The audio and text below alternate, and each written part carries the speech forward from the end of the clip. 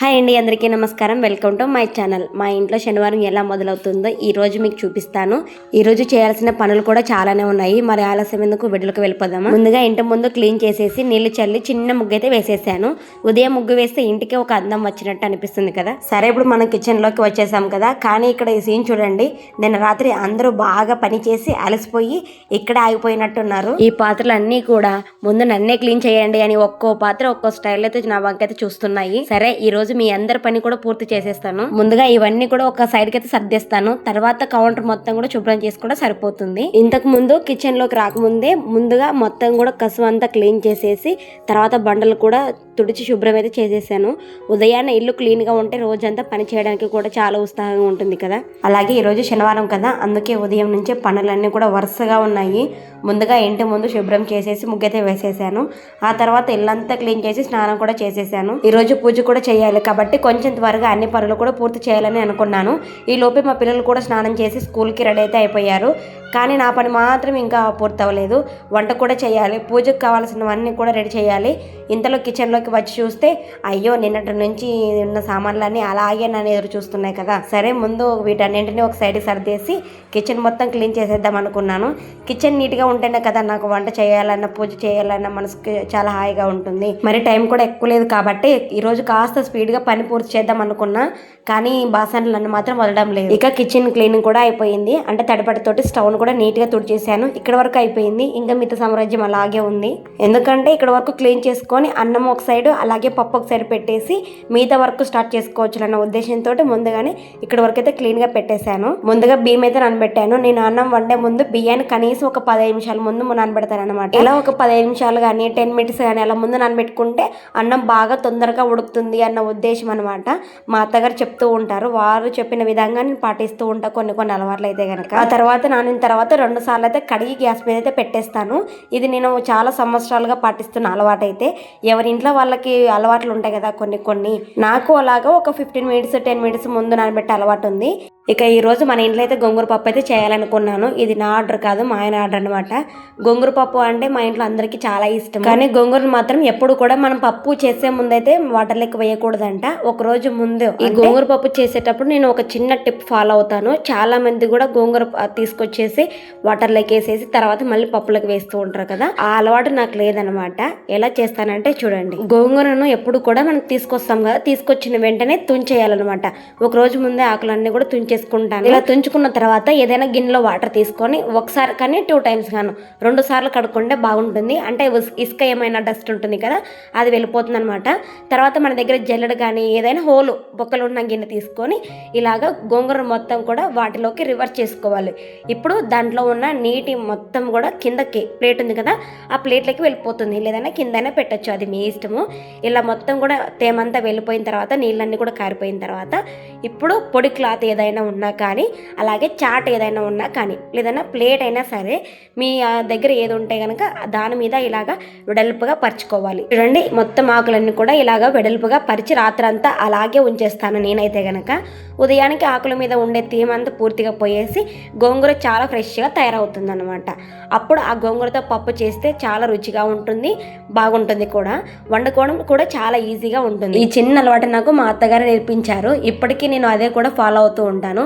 పెద్దవాళ్ళు చెప్పిన కొన్ని చిన్న టిప్స్ అయితే మనకు నిజంగా చాలా బాగా ఉపయోగపడతాయి కదా, అందుకే నేను కూడా వాటినే పాటిస్తూ ఉంటాను. ఫస్ట్ అయితే కుక్కర్లో ఒక 2 గ్లాసెస్ అయితే కందిపప్పు అయితే వేసేసాను. కంది బ్యాళ్ళు అంటాం ఆ సైడు.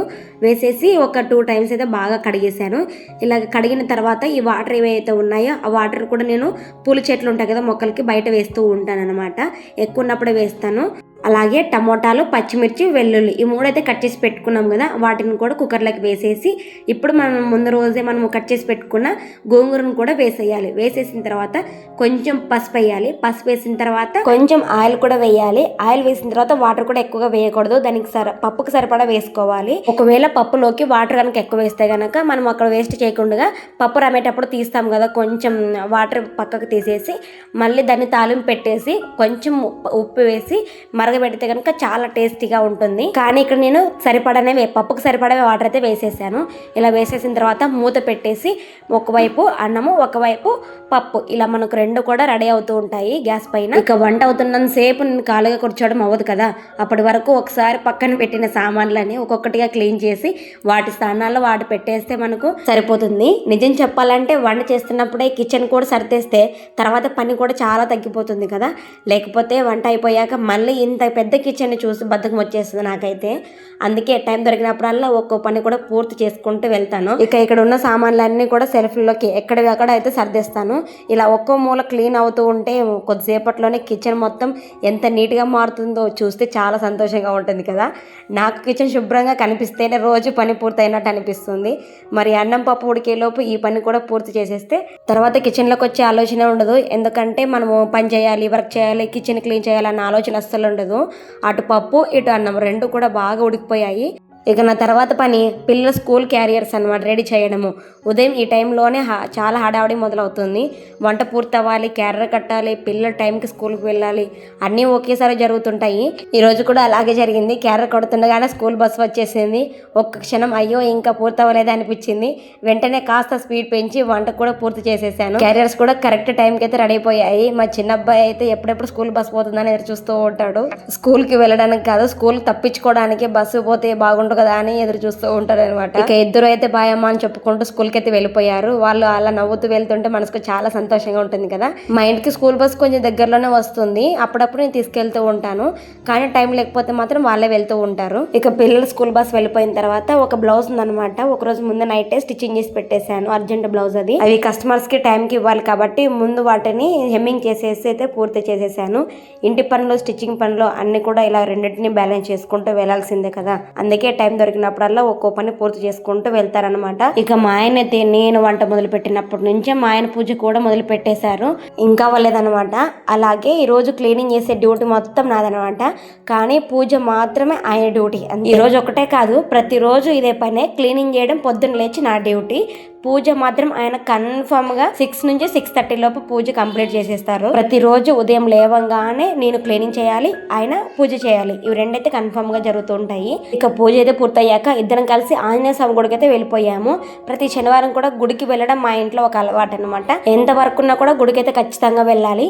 ఒకవేళ ఉదయం వెళ్ళడం కుదరకపోతే కనుక సాయంత్రం అయినా కూడా ఖచ్చితంగా వెళ్ళాలి గుడికి అయితే. ఇలా నేను ఒక్కదాన్నే కాదు, మా ఊర్లో చాలా మంది కూడా శనివారం ఆంజనేయ స్వామి గుడికి అయితే ఖచ్చితంగా వెళ్తూ ఉంటారు. గుడిలోకి వెళ్ళగానే మనసుకైతే ఒక ప్రశాంతత అనేది వస్తుంది కదా. వారమంతా బాగా జరగాలని, అందరూ ఆరోగ్యంగా సంతోషంగా ఉండాలని స్వామివారిని మనస్ఫూర్తిగా ప్రార్థించుకొని దర్శనం చేసుకొని మళ్ళీ ఇంటికైతే వచ్చేసాము. ఇక గుడి నుంచి ఇంటికి వచ్చేసరికి అప్పటికి 10:30 అయిపోయింది. ఇద్దరం కలిసి గోంగూర పప్పుతో భోజనం అయితే చేసేసాము. భోజనం అయ్యాక మా ఆయన అయితే డ్యూటీకి వెళ్ళిపోయారు. తర్వాత ఈవినింగ్ కోసం మా పిల్లలకి అయితే నువ్వుల లడ్డు అయితే చేసేసాను. చూడండి, ఇంతసేపు కష్టపడి క్లీనింగ్ చేసిన మా కిచెన్ ఇప్పుడు ఎంత నీట్ గా ఉందో కదా. కానీ ఈ అందం ఓన్లీ నైట్ వరకేనండి. మళ్ళీ రాత్రి వంట అయిపోయేసరికి మళ్ళీ ఇదే కిచెన్ ఇంకో రూపంలో కనిపిస్తుంది.